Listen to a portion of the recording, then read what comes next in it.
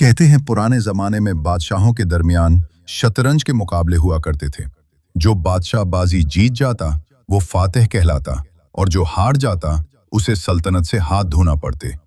यूं मैदान जंग में दोनों मुल्कों की फौजों का खून बहाए बगैर हार जीत का फैसला हो जाता और हारा हुआ बादशाह जीते हुए बादशाह को अपनी सल्तनत और ताज और तख्त सौंप देता या शिकस्त के बदले में बहुत सी दौलत देकर अपनी सल्तनत और ताज और तख्त पर काबिज रहता। ये सब जीते हुए बादशाह की मर्जी पर मुनहसर होता। ऐसे ही एक मुकाबले का जिक्र हम इस कहानी में बयान करते हैं जो दो बादशाहों के दरमियान हुआ था। वाकया यूं है कि एक मर्तबा ईरान के बादशाह ने यमन के बादशाह को मुकाबले की दावत दी। दोनों बादशाहों में जब शतरंज की बाजी शुरू हुई तो पहले पहल ईरान का बादशाह यमन के बादशाह को शिकस्त देने लगा। यमन का बादशाह बहुत परेशान हुआ मगर जल्द ही वो सोच समझकर चाल चलने लगा। इसका नतीजा ये हुआ कि ईरान का बादशाह हारने लगा। यमन का बादशाह हर चाल पर उसे शिकस्त के करीब तर ले जा रहा था। अब तो ईरान का बादशाह सख्त मुश्किल में पड़ गया। जब उसे अपनी कामयाबी की कोई सूरत नजर न आई तो वो और उसके वजीर सख्त परेशान हुए। वो ये सोच रहे थे कि शिकस्त को किस तरह रोका जाए। इसी असना में एक फकीर का इधर से गुजर हुआ। उसने शाही मसाहिबों से बादशाह की परेशानी का जिक्र सुना तो कहने लगा, अगर आप इजाजत दें तो मैं भी एक नजर शतरंज का नक्शा देख लूं। शाही मसाहिबों ने पहले तो फकीर को रोका मगर फिर कुछ सोचकर उसे इजाजत दे दी। फकीर मसाहिबों के हमरा जब वहां पहुंचा जहां दोनों बादशाह शतरंज खेल रहे थे तो एक नजर नक्शे को देखकर बादशाह से अर्ज किया, हुजूर, अगर जान की अमान पाऊं और गुस्ताखी न समझी जाए तो एक चाल बताऊं। बादशाह चूंकि परेशान था उसने एक नजर फकीर को देखा और इजाजत दे दी। अब फकीर चाल बताता और बादशाह उसकी तजवीज के मुताबिक महरे आगे पीछे करता। फिर क्या था, चंद ही चालों में बाजी पलट गई और ईरान का बादशाह जिसे शिकस्त का खतरा दरपेश था फकीर की बताई हुई चालों के मुताबिक जीत गया। इस कामयाबी पर बादशाह बहुत खुश हुआ। वजीर और मसाहिब भी जामे में फूले नहीं समाते थे और फकीर की तारीफ में जमीन और आसमान के कुल्लाबे मिला रहे थे। सब लोगों के नजदीक फकीर इनाम और इकराम का मुस्तहिक था। बादशाह ने खुशी में आकर फकीर से कहा, मांगो जो मांगते हो, हम तुम्हारी मर्जी का इनाम तुम्हें देंगे। आज जो मांगोगे 100 मिलेगा।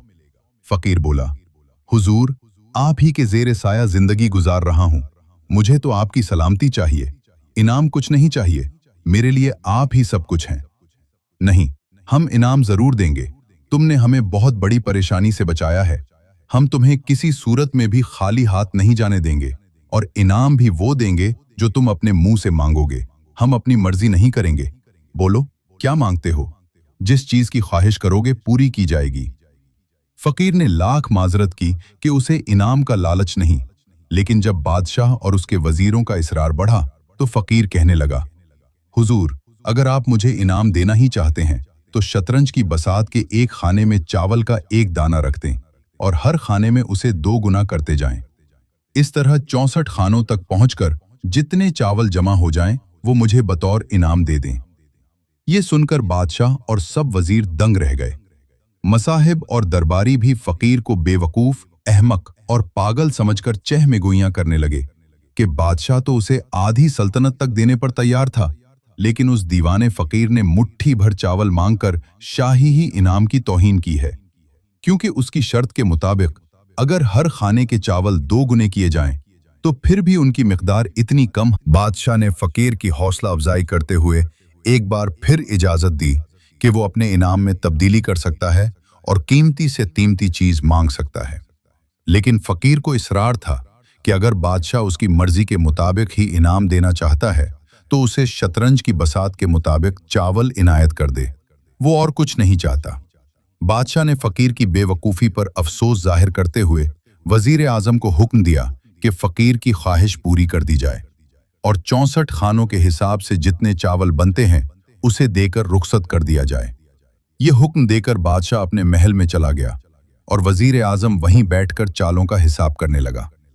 थोड़ी देर के बाद वजीर भागा भागा बादशाह के हुजूर पहुंचा और अर्ज गुजार हुआ, आली जाह, फकीर जितने चावल मांगता है वो हमारी पूरी सल्तनत तो क्या शायद पूरी दुनिया में भी नहीं है।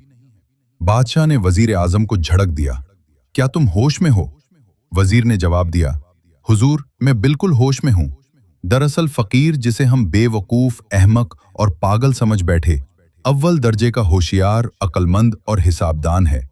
क्योंकि उसकी शर्त के मुताबिक जब एक चावल को एक खाने में रखकर उसे 2 गिना करना शुरू किया जाए तो 64वें खाने तक पहुंचते पहुंचते चावलों की मिकदार लाखों करोड़ों मन से भी बढ़ जाती है।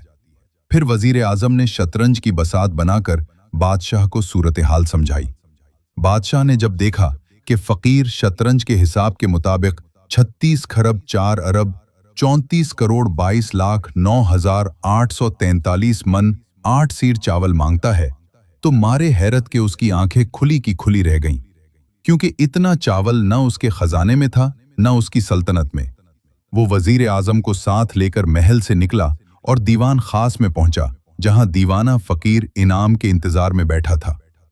फकीर को देखते ही बादशाह उसके कदमों में गिर गया और अर्ज गुजार हुआ, बाबा जी, मैं आपका तलब किया हुआ इनाम पेश करने से कासिर हूं। फकीर ने मुस्कुराकर जवाब दिया, बादशाह सलामत, मुझे इनाम की ख्वाहिश नहीं, सिर्फ आपको हिसाब समझाना मकसूद था। प्यारे दोस्तों, इस कहानी से हमें यह अजीम सबक मिलता है कि इल्म और हिकमत से बड़ी कोई दौलत नहीं है। एक इंसान बज़ाहिर गरीब और फकीर हो सकता है, लेकिन अगर उसके पास इल्म की दौलत और अक्ल का नूर है तो वो बड़े बड़े बादशाहों को भी लाजवाब कर सकता है। इसके अलावा ये कहानी हमें ये भी सिखाती है कि कभी भी किसी इंसान के ज़ाहिरी हुलिये को देखकर उसे हकीर या बेवकूफ़ नहीं समझना चाहिए।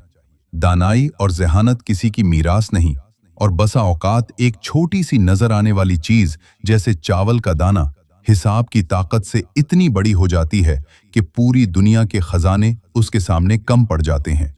लिहाजा हमेशा अक्ल व दानिश की कदर करें और अपनी लाइल्मी पर गुरूर करने के बजाय अहले इल्म से सीखने की कोशिश करें।